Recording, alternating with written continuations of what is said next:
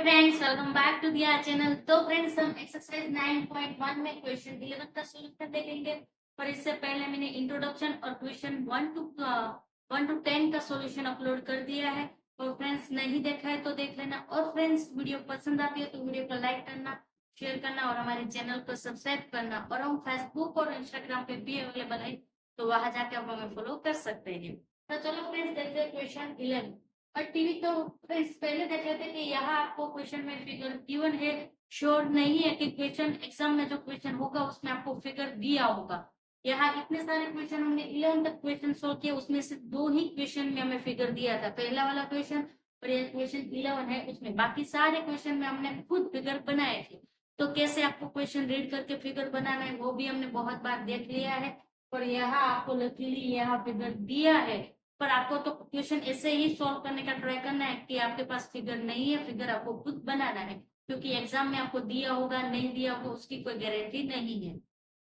तो चलो देखते हैं। A TV tower stand vertically on a bank of canal from a point on the other bank directly opposite the tower the angle of elevation of the top of the tower is 60 angle. मतलब यहाँ क्या बोला है कि यहाँ एक tower है, सामने की साइड एक बैंक का सॉरी एक कैनाल है। तो कैनाल से हम टावर के टॉप तक देखते हैं तो कितना एंगल बनता है? 60 का एंगल बनता है। एंगल ऑफ एलिवेशन होगा क्योंकि कैनल का जो टैंक होगा, मतलब उसका जो किनारा होगा नीचे होगा और टावर तक हम ऊपर देखेंगे तो कौन सा एंगल बनेगा? एंगल ऑफ इंक्लिनेशन बनेगा।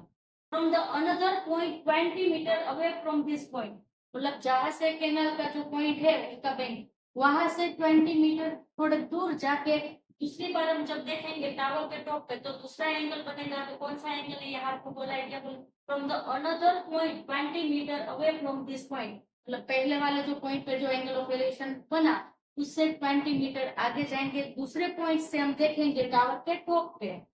तो क्या बोला? From this point on the line joining this point, मतलब जहां से हम देख रहे हैं और टावर के फुट से देख रहे हैं और टावर के टॉप पे देखेंगे तो वहां कौन सा एंगल बनेगा? तो क्या बोला? The tower angle of elevation of the top of the tower is 30।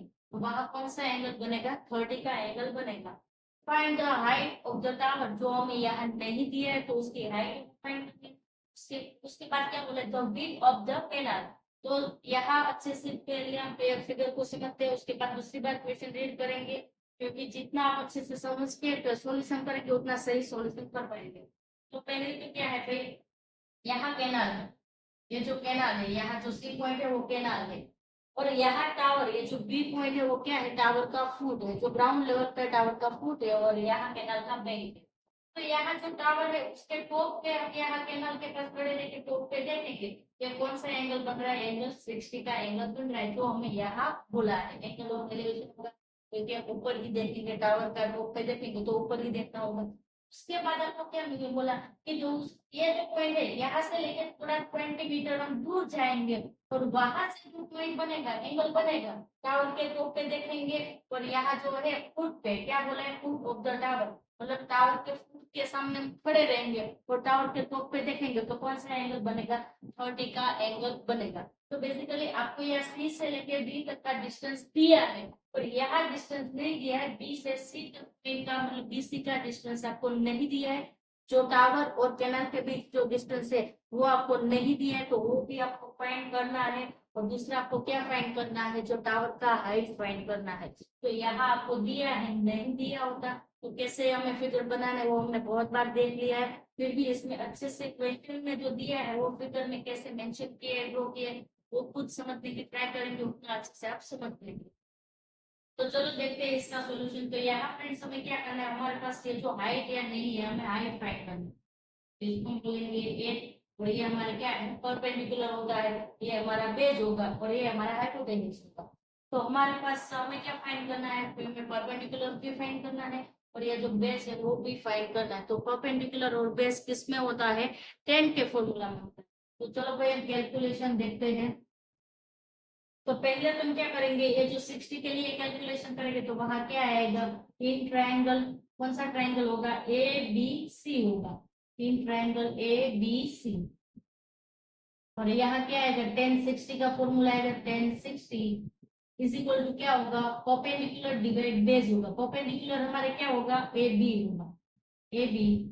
Base हमारे क्या होगा, बी सी होगा। तो भाई 1060 की वैल्यू क्या होती है, √3 होता है। ट्रिको टेबल में 1060 की वैल्यू क्या होती है, √3 होता है। तो √3 is equal to A B, division में आएगा बी सी। तो ये बी सी यहाँ डिवीजन में सामने के साइड जाएगा तो √3 के साथ मल्टीप्लिकेशन हो जाएगा। तो यहाँ फ्रेंड्स हमें क्या मिलेगा, A B, sorry, A B is equal to क्या होगा, √3 बी सी।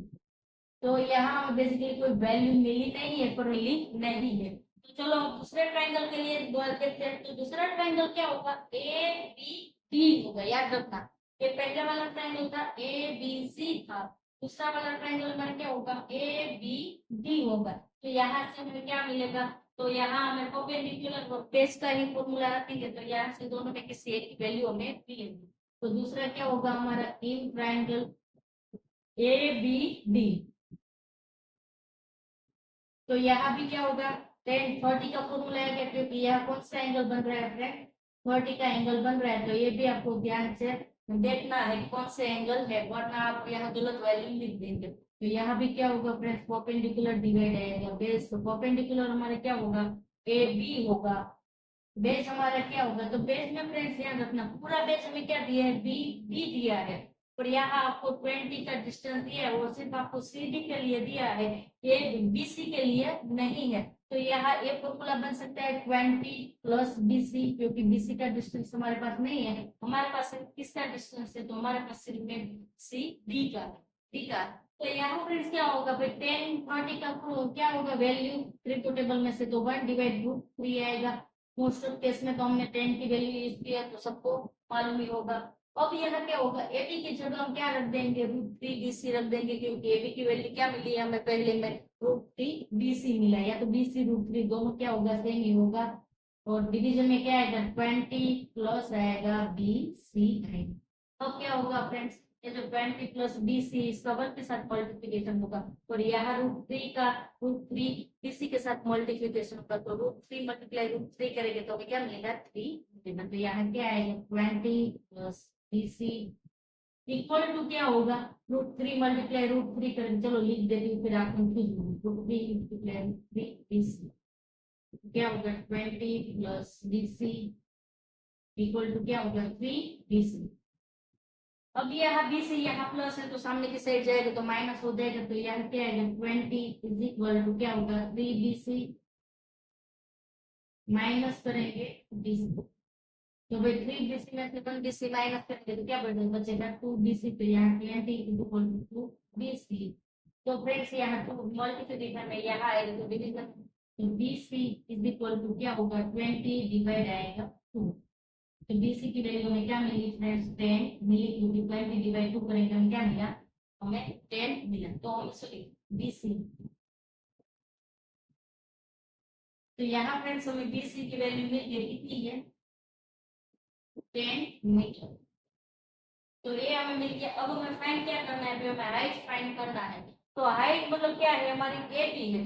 यहाँ हमारे पास A B is equal to क्या होगा, √3 के साथ बीसी का मल्टीप्लिकेशन करेंगे तो हमें क्या मिलेगा, ए बी मिलेगा। तो चलो उसका कैलकुलेशन देख लेते हैं। तो भाई A B is equal to क्या है, √3 मल्टीप्लाई करेंगे हम बीसी, तो हमारे पास बीसी की वैल्यू कितनी है, 10 है। तो यहाँ A B is equal to क्या होगा, 10√3। तो ये हो गई हाइट किसकी, टावर की हाइट। तो टावर की हाइट यहाँ क्या है, 10√3। देखा ना फ्रेंड्स, बहुत ही आसान क्वेश्चन था। आपको फिगर में कंफ्यूजन होता है, बहुत सारे स्टूडेंट ने मुझे बोला था कि क्वेश्चन रीड करके फिगर बनाने में बहुत कंफ्यूजन होता है। तो एक क्वेश्चन में क्या होगा, आप जितना अच्छे से प्रैक्टिस करेंगे और जितना खुद क्वेश्चन रीड करके फिगर बनाने की प्रैक्टिस करेंगे, उतना ही क्वेश्चन आप एग्जाम में सही लिख पाएंगे। और फिर भी फ्रेंड्स यहाँ किसी क्वेश्चन में किसी को क्वेरी है, कंफ्यूजन है, तो आप मुझे कमेंट में बताना, पॉसिबल होगा तो मैं फिर से आपको समझाऊंगी। Thank you.